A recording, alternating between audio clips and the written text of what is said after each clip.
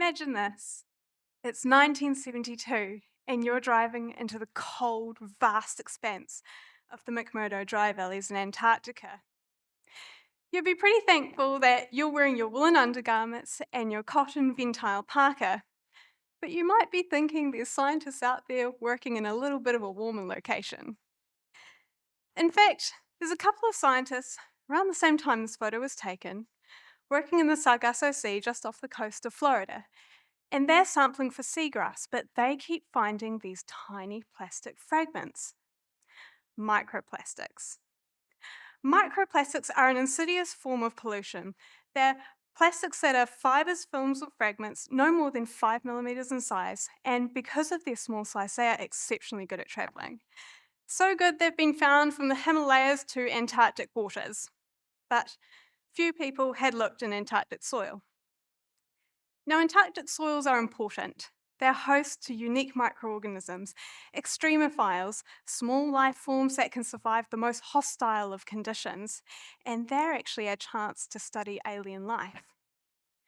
So, my supervisor Tanya, to see if there were microplastics in soils, gathered samples from Scott Base, Cape Evans on the coast, and the McMurdo Dry Valleys, 40 kilometres inland. She brought the samples back, and I analysed them.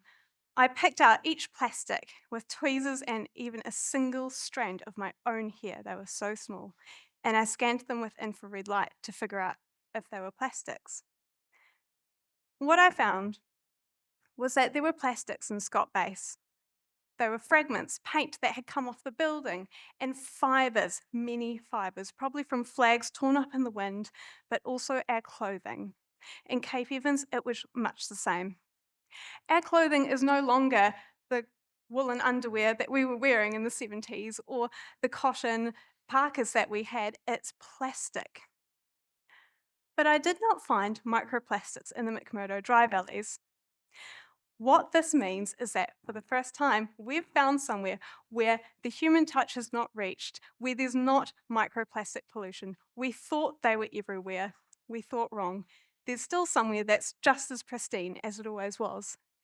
And our choices to don the woolen jumper or even the cotton underwear are what can help keep these places pristine. Thank you.